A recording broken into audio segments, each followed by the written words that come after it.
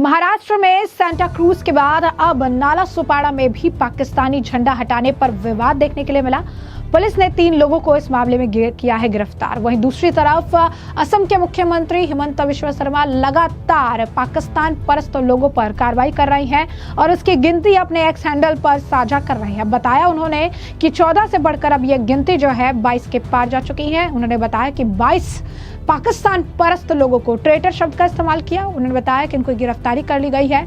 इन सब के बीच अब आपको बता दें कि महाराष्ट्र के पुणे में भी कई जगहों पर विरोध जताने के लिए पाकिस्तान के झंडे को वहां लगाया गया है। साथ ही साथ नीतीश राणे जो है वो बड़ा बयान दे रही हैं और कह रही हैं कि आतंकवादी और कांग्रेस दोनों का ही डीएनए सेम है। क्या कुछ है पूरा माजरा, विस्तार से जानेंगे। सबसे पहले बात कर लेते हैं कि महाराष्ट्र में सांता क्रूज के बाद अब नाला सोपारा में क्या हुआ है। तो महाराष्ट्र में मुंबई से सटे नाला सोपारा में पाकिस्तानी झंडा हटाने को लेकर विवाद हुआ। इतना ज्यादा विवाद बढ़ गया कि नाला सोपारा पुलिस स्टेशन में 3 युवकों के खिलाफ मामला दर्ज किया गया। नाला सोपारा निवासी महेंद्र कुमार माली ने जम्मू कश्मीर के पहलगाम में हुए आतंकी हमले का विरोध करने के लिए नाला सोपारा पश्चिम स्थित अपनी इमारत दीप हाइट्स के सामने सड़क के दोनों ओर पाकिस्तानी राष्ट्रीय ध्वज जो है चिपका दिया था। कुछ देर बाद 3 युवक वहां स्कूटी से गुजरे। उन्होंने सबसे पहले पूछा, ये झंडा किसने लगाया। सड़क पर जो झंडा लगा था उसे उतारने लगे। युवक ने आपत्ति जताते हुए कहा कि यह झंडा मुस्लिम समुदाय का है, यानी इस्लामिक है। झंडा लगाने वाले महेंद्र कुमार माली ने झंडा उतारने का विरोध किया और ये कहा कि यह झंडा पाकिस्तान का है, इसे आतंकवादी हमले के विरोध में लगाया गया। हालांकि आरोप है कि तीनों ने महेंद्र माली से बहस की और उसे गालियां दी, पाकिस्तान के समर्थन में बात कही। जिसके बाद महेंद्र कुमार माली की शिकायत के आधार पर नाला सोपारा पुलिस स्टेशन ने उस्मान गनी, इकबाल सैयद, तौशीर आजाद शेख और अदनान अफसर शेख के खिलाफ भारतीय दंड संहिता आईपीसी की 2023 की धारा 152, 352, 151 के तहत मामला दर्ज किया है, जिसमें आरोप लगाया गया है कि यह घटना भारत की संप्रभुता, एकता और अखंडता को कमजोर करने का प्रयास है। फिलहाल इस मामले में तीनों आरोपी को गिरफ्तार किया गया है और 30 अप्रैल तक कस्टडी दी गई है। वहीं नाला सोपारा पुलिस आगे की जांच कर रही है।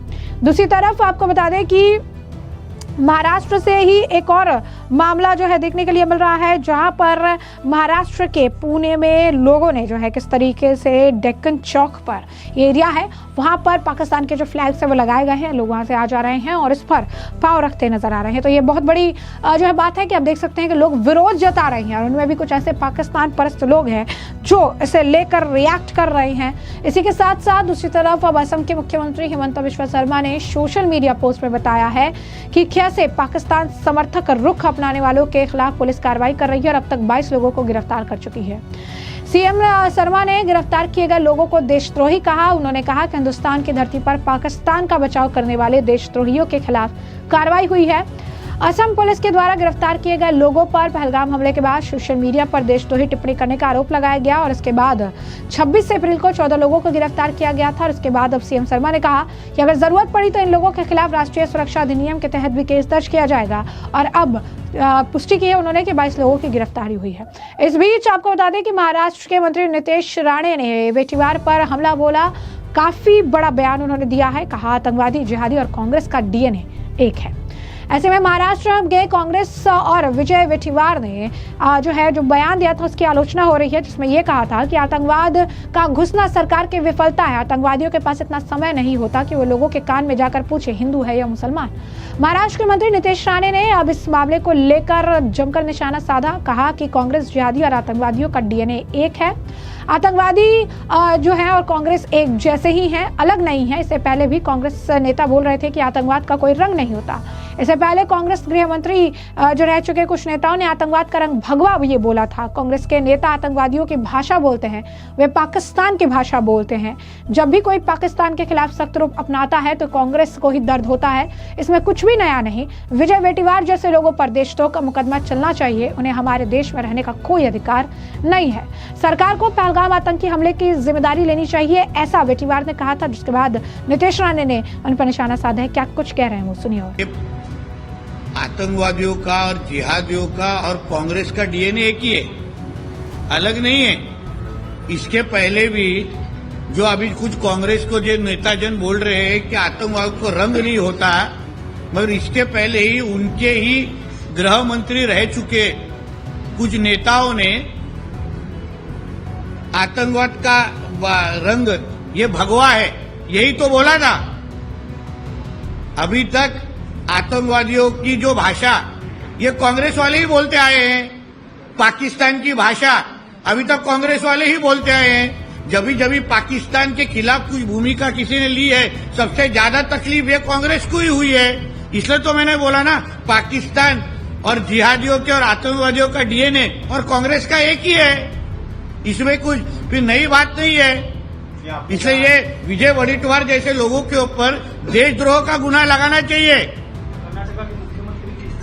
जिन्हों ने भी पाकिस्तान का समर्थन किया है ना, उनको हमारे देश में रहने का अधिकार नहीं है। पाकिस्तान की मीडिया बकायदा कोट कर रही है कर्नाटक के मुख्यमंत्री। तो इसलिए ना, तो उनको जो पसंद है वही बोलने की भूमिका ये लोग ले रहे ना। पाकिस्तान के एजेंट बोलेंगे तो गलत बात नहीं है, ये एजेंट ही है पाकिस्तान के, जो यहाँ आके पाकिस्तान की लाल करते, उनको भेज दो ना, पैक करो, भेज दो अब्बा के पास उनके। वडेट्टीवार कह रहे कि ये ऐसा इतना टाइम कहाँ होता है आतंकवादियों के पास कि धर्म पूछे, जात पूछे, बल्कि वो आप कलमा पढ़ा रहे। इसलिए ना, जो इस वडेट्टीवार के पार्टी ने भगवा आतंकवाद ये शब्द लाया था ना, उनको ये इसी तरीके के स्टेटमेंट दे सकते हैं वो लोग। यही कांग्रेस पार्टी के लोगों ने भगवा आतंकवाद ये शब्द लाया था, फिर वो किस मुंह से बोल रहे कि आतंकवादियों को समझ नहीं होता। अभी तक जिनके रिश्तेदारों के ऊपर गोली मारी ना, उन्हीं सभी लोगों ने बोला है कि धर्म पूछ कर गोली मारी जा रही थी, छोटे बच्चे से लेकर बुजुर्ग तक। बहुत सारे माताओं और बहनों ने बोला है कि हमारे पतियों को धर्म पूछ के गोली मारी थी। फिर उनको कौन से मुंह से वडेट्टीवार जैसे देशद्रोही मिलने जाएंगे। और इसलिए मैं बार बार कहता हूं, आतंकवाद का जो रंग है वो हरा ही है और कांग्रेस का रंग भी हरा ही है। महाराष्ट्र में भी कई सारे ऐसी जगह है जहां पर लोग विरोध प्रदर्शन कर रहे हैं, लेकिन वहां पर कुछ जगह पर मुस्लिम लोगों ने आपत्ति इसलिए जताई कि पाकिस्तान का एजेंडा है। कई ऐसी जगह पर घटना जो हमारे महाराष्ट्र में रह के जिस तरीके की भूमिका हमारे महाराष्ट्र के मुख्यमंत्री ने ली है, देवेंद्र फडणवीस जी ने, उन्होंने स्पष्ट बोला है कि जिसको पाकिस्तान जो रहने वाले नागरिक वो निकल जाए, और उनको समर्थन करने वाले जो है, फिर नाला सोपारा है, सांता क्रूज है, जिधर भी है, अगर उनको इतना प्यार है ना पाकिस्तान से, तुरंत निकल जाए, वरना उनका इधर रहना मुश्किल हम लोग कर देंगे। हमको हमारे देश से बड़ा इधर कुछ नहीं है। और तुमको अगर पाकिस्तान को झंडे के ऊपर अगर कोई पैर रख रहा होगा और जिसको तकलीफ है ना, तुरंत पाकिस्तान निकल जाए, वरना उनको यहाँ से वो पार्सल पाकिस्तान भेजने का सब कार्यक्रम हमारे पास तय है। सर, मुंबई के सांता क्रूज में हिंदू कार्यकर्ताओं द्वारा पाकिस्तान के झंडों को जो है जलाया जा रहा था, पैर रखा जा रहा था, उस दौरान जो है कुछ जिहादियों ने उन पर हमला किया, उन्हें जो है मारा पूरी तरह। इसलिए तो बोला ना, इन जिहादियों की जगह इधर महाराष्ट्र में नहीं है, मुंबई में, उनकी जगह पाकिस्तान में है। शायद उनके अब्बा और अम्मी पाकिस्तान में रहते तो इधर क्या कर रहे हैं वो लोग। इसलिए सही वापिस इस तरह की हिम्मत कोई भी अगर दिखा रहा होगा ना, वो पार्सल पाकिस्तानी भेजना चाहिए, इधर उनकी जगह नहीं है। तो ऐसे में हमने आपको जो पूरा मामला है बड़े विस्तार से बताया है कि ये पूरा मामला क्या है। आपने तमाम बयान भी सुने हैं और वीडियो भी आपने देखी है, और अब इस पूरे मामले पर आपकी भी जो राय हो हमें कमेंट सेक्शन में कमेंट करके जरूर से जरूर साझा करिएगा। धन्यवाद।